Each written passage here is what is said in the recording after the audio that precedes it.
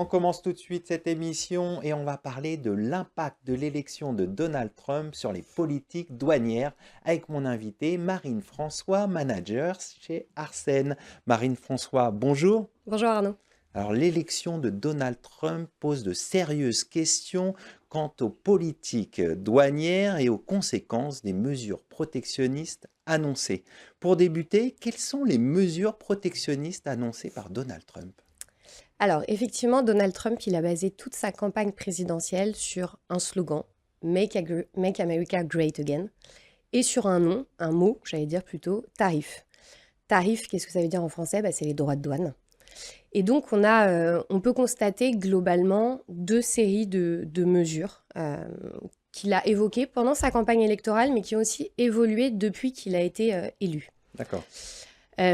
La première série de mesures, c'est relative à une règle particulière qui s'appelle la règle de minimis. De minimis, en fait, c'est une règle qui s'applique, elle est connue également sous le nom de franchise Obama. D'accord. C'est une règle qui s'applique à l'importation sur le territoire douanier des États-Unis et qui permet d'importer des marchandises en exonération de droits de douane, si tant est que la valeur de votre importation ne dépasse pas $800.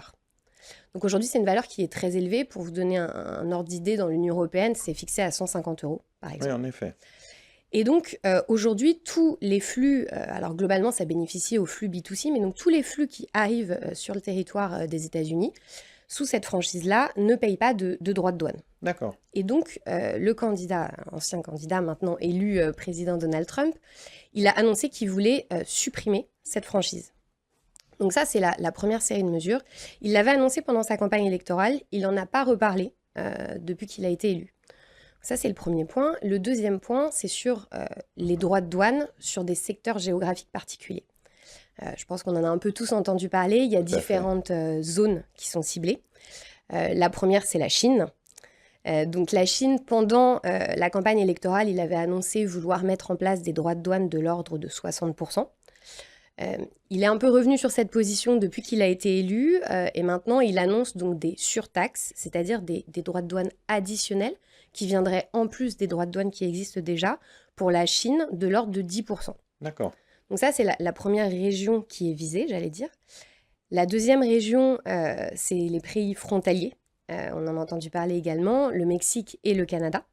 Aujourd'hui, il y a un accord de libre-échange entre ces pays, donc les États-Unis, le Mexique et le Canada. Donald Trump a annoncé qu'il voulait remettre en cause indirectement cet accord de libre-échange puisqu'il souhaite mettre en place des droits de douane de l'ordre de 25% des produits qui seraient originaires de l'un de ces pays.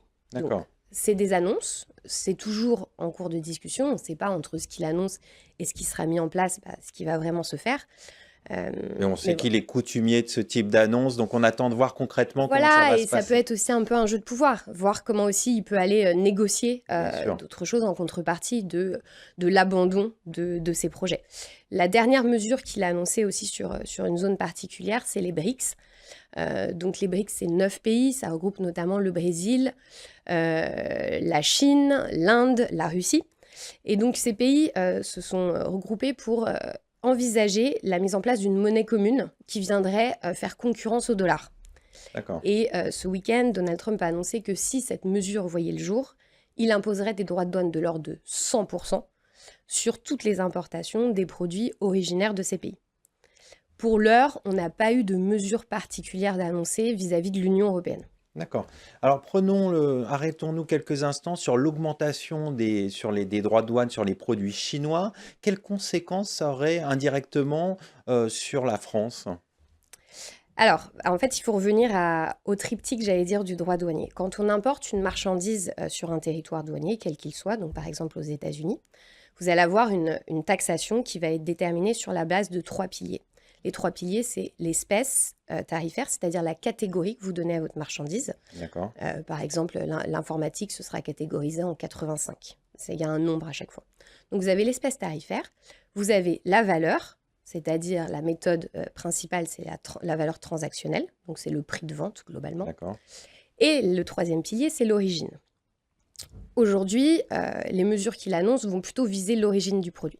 C'est-à-dire que pour une société française qui fabrique ses produits dans des pays visés dont je vous ai parlé tout à l'heure. Et ben, par exemple, une société française, par exemple dans le textile, qui fabrique ses produits au sein de la Chine, et donc qui va avoir une origine chinoise, va être directement touchée par les mesures que je viens de vous citer, parce qu'en fait, on ne parle pas de la provenance du produit, c'est-à-dire peu importe que votre produit il ait été stocké dans un entrepôt en France ou dans l'Union européenne, peu importe d'où il est expédié, à partir du moment où il a cette origine chinoise, il sera touché. Et par exemple, si on prend, donc là, on parlait des produits qui viennent de Chine, si on prend en plus un produit e-commerce qui vient de Chine, il se trouve doublement taxé, parce que si on supprime la règle des minimis, il se retrouve taxé alors qu'il ne l'était pas. Et en plus, il se retrouve taxé doublement parce qu'on aurait la surtaxe. Donc, c'est des conséquences financières significatives pour les sociétés françaises qui fabriquaient dans ces pays. Et après, il y a les sociétés françaises, j'allais dire, où eux, ils ont une fabrication locale dans l'Union européenne, où pour l'heure, on n'a pas plus d'informations sur la façon dont ils pourraient être taxés. Mais on anticipe qu'aujourd'hui, il nous a parlé de la Chine, il nous a parlé des pays frontaliers. On anticipe que les prochains sur la liste, ce sera très certainement l'Union européenne. Bien sûr. Donc on voit que les entreprises françaises pourraient être touchées indirectement. Est-ce qu'on a une idée des secteurs qui seraient le plus impactés par ces mesures ? On l'a vu, le e-commerce, forcément, avec ce risque sur la règle des minimis. Il y a d'autres secteurs, à l'époque, au premier mandat de Donald Trump, il avait annoncé certains secteurs qu'il souhaitait voir soumis à droits de douane additionnels, notamment le secteur automobile. Alors à l'époque, il n'avait pas eu l'occasion de le mettre en place, mais c'est un secteur sur lequel il considère que l'Union européenne fournit des subventions ou en tout cas un avantage anticoncurrentiel, et donc il avait envisagé de soumettre ce secteur-là à droit de douane. Il avait également parlé du secteur agricole parce qu'il considère que les normes européennes sont trop strictes et que donc elles créent une barrière à l'entrée dans l'Union européenne, et donc en représailles, il mettrait des droits de douane particuliers sur ces secteurs-là. Après, on n'est pas à l'abri qu'il aille sur d'autres secteurs. On l'a vu à l'époque dans l'affaire Boeing-Airbus, où dans cette affaire, les États-Unis et l'Union européenne ont été reconnus comme ayant subventionné ces industries, et donc elles ont été autorisées à mettre des droits de douane additionnels également sur des importations. Et en fait, les États-Unis, ce qu'ils avaient fait, c'est qu'ils avaient fait une espèce de roulotte, j'allais dire, où ils avaient imposé certains secteurs les uns après les autres. Et on avait vu que les cosmétiques avaient été impactés, le vin, le fromage, pas que l'aéronautique. D'accord. Donc on n'est pas à l'abri qu'ils remettent en œuvre ce type de démarche. Aujourd'hui, quelle est la réaction de l'Union européenne ? Est-ce qu'on est plutôt dans l'attentisme, et quelle pourrait être la réaction de l'Union européenne par la suite ? L'Union européenne, elle est un peu prise en étau, j'allais dire, dans cette guerre commerciale entre les États-Unis, qui sont notre premier client, et la Chine, qui est notre premier fournisseur.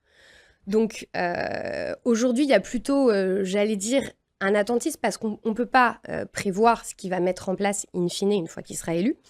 Et surtout, on ne peut pas remettre en cause, comme lui le fait, mais toutes les règles et les accords de libre-échange qu'on a conclus entre l'Union européenne et différents pays. Donc on est pris entre ce libéralisme et tous les accords de libre-échange qu'on a, et aussi un besoin de sécuriser les secteurs stratégiques de l'Union européenne, et de pouvoir les protéger avec des mesures type, en fait, en représailles, des droits de douane additionnels pour des secteurs qu'on a vraiment besoin de protéger, comme l'énergie, l'agriculture, etc. On va conclure là-dessus. Merci Marine François. Je rappelle que vous êtes manager au sein du cabinet Arsène. Merci Arnaud. Tout de suite, l'émission continue. On va parler de l'actualité jurisprudentielle du bail commercial.